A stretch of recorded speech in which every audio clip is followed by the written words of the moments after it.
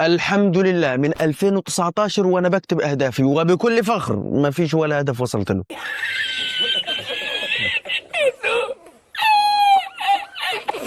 لكن في حاجة مهمة نسيت أقول لك عليها، الأهداف اللي كتبتها مع بداية 2025 أقدر أقول لك إنه وصلت لحوالي 90% منها. الفرق مش بس في الكتابة لكن في الطريقة البسيطة اللي بدأت أشتغل بيها على نفسي وأهدافي. ملايين الناس حوالينا بيكتبوا أهدافهم كل سنة وبعدين يلاقوا نفسهم واقفين في نفس المكان وكأن الحلقة بتتعاد تاني. فتعالوا نعرف سوا إيه الحاجات البسيطة اللي اتعملت وحولت فشل 6 سنين لنجاح أخيرا.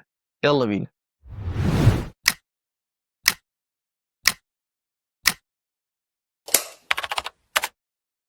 خلينا نتفق في الأول إن كتابة الأهداف شيء جميل، لكن السبب اللي بيخلي معظمنا ما يوصلش مش في الهدف نفسه لكن في الطريقة اللي بنكتبه بيها ونتعامل معاه. أول حاجة، كتير مننا بيكتب هدف كبير جدا زي عايز أبقى مليونير قبل سن ال30 أو عايز أخس 20 كيلو في شهر. الهدف ده يبدو حلو على الورق لكن عمليا مش قابل للتنفيذ بسهولة. لما الهدف يكون كبير جدا دماغك بتحس بالإرهاق قبل ما تبدأ وده بيخلينا نتراجع بسرعة. تاني حاجة، أغلبنا ما بيكتبش خطة فعلية، مجرد كلام على ورقة. أنا عايز أتطور في شغلي، أنا عايز أنجح في مشروعي، من غير خطوات واضحة زي إيه اللي هعمله النهاردة، إيه اللي هعمله بكرة، إيه المعيار اللي هيخليني أعرف إني بتقدم. كمان التحفيز اللحظي وقت كتابة الأهداف بيخدعنا، إحنا بنكون متحمسين جدا وقت الكتابة وده ممكن يكون بسبب فيديو تحفيزي. حتى اسمع كده.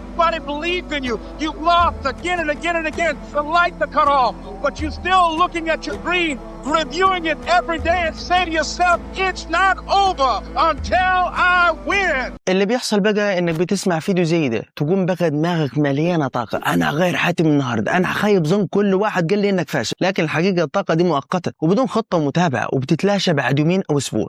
ايه رايك ما بتكملش، هي باقي اليوم وبتروح. نقطه مهمه كمان، غياب المتابعه بعد اول فتره. كتير مننا بيبدا بحماس زي ما قلنا لكن بعد فتره ما بيبقاش في حد يراجعنا، مفيش مؤشر تقدم فبنسقط في نفس العادات القديمه. واخيرا نفس العادات القديمه بتساوي نفس النتائج. مهما كتبت اهداف لو يومك كله زي ما هو، روتينك نفسه وعاداتك نفسها، النتيجة هتفضل زي ما هي، الورقة مش هتعمل فرق. هديك مثال بسيط يوضح اللي قلناه. فلنفرض انك كتبت هدف عايز اصحى بدري كل يوم. هل الهدف كبير؟ لا معقول. طب هل عندك خطة؟ لا مجرد كتابة. طب هل في متابعة؟ برضو لا. النتيجة الطبيعية بقى انك بعد اسبوع هتلاقي نفسك زي ما انت بتقول هنبدأ من بكرة، يوم بعد يوم الهدف طار.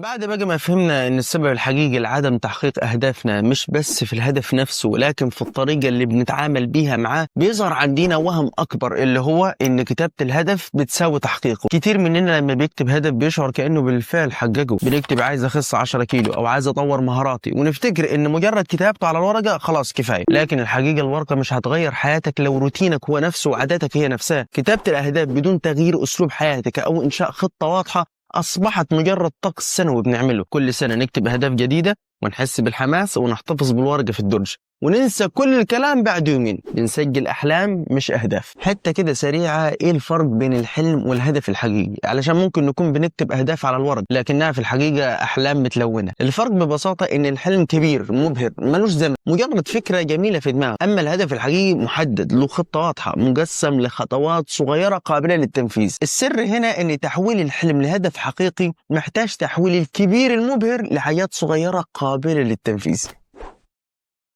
دلوقتي وبعد ما فهمنا ووضحنا الفرق بين الحلم والهدف الحقيقي، تعال نعرف السر الحقيقي للتغيير واللي مش في مجرد كتابة الأهداف على الورق. السر الحقيقي هو تغيير العادة اليومية. مش لازم تعمل تغيرات كبيرة مرة واحدة لكن أي تعديل بسيط في يومك ممكن يغير السنة كلها. الهدف مش في الورقة، الهدف في النظام اللي هتعيشه كل يوم. وخلينا نتكلم على الطريقة العملية. 1. بناء نظام بسيط تقدر تلتزم بيه، مش معقد مش مرهق بس ثابت. 2. خطوات صغيرة جدا لكنها مستمرة، مش لازم تغير كل حاجة مرة واحدة، المهم الاستمرارية. 3. التركيز على سلوك واحد بدل عشرات الأهداف. لما تركز على حاجة واحدة وتثبتها باقي التغيرات هتيجي بشكل طبيعي بعد كده. ايوه يا محمد، ازاي نكتب اهداف فعلا تحقق نتائج على ارض الواقع؟ ما انا جاي لك في الكلام. تعال هنا تعال هنا يا جدع تعالى. الطريقة مش في كثرة الأهداف أو الضخامة لكن في التركيز والتنظيم والمتابعة. أولا 3 أهداف فقط للسنة. لما تقلل عدد الأهداف تقدر تركز عليهم فعلا بدل ما تشتت نفسك بين عشرات الأحلام. ثانيا، كل هدف له خطة شهرية، بتقسم السنة 3 أجزاء، 4 شهور 4 شهور 4 شهور، وتعرف كل شهر هتعمل فيه إيه بالضبط. ثالثا، كل شهر له 3 مهام أسبوعية، مهام صغيرة وسهلة التنفيذ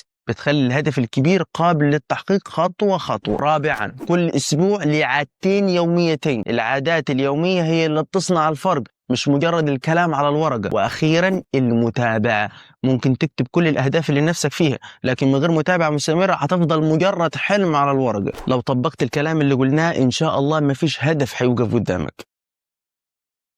واخيرا، لازم نفهم ان كتابة الاهداف لوحدها مش كفاية، اللي بغير حياتك فعلا هو السلوك اللي بتكرره كل يوم، النظام البسيط المستمر والخطوات الصغيرة اللي بتقربك من هدفك يوم بعد يوم. الخلاصة ببساطة، اكتب هدفك بس ابني نظام يوصلك له. الورقة مجرد البداية، لكن الفعل والعادة والاستمرارية هم اللي هيخلوا الهدف يتحقق بالفعل على ارض الواقع. وبس كده، انا عملت اللي عليه والباقي عليك. القاكم في جديد وحديث جديد من حديث تمك. دمتم في امان الله، والسلام عليكم.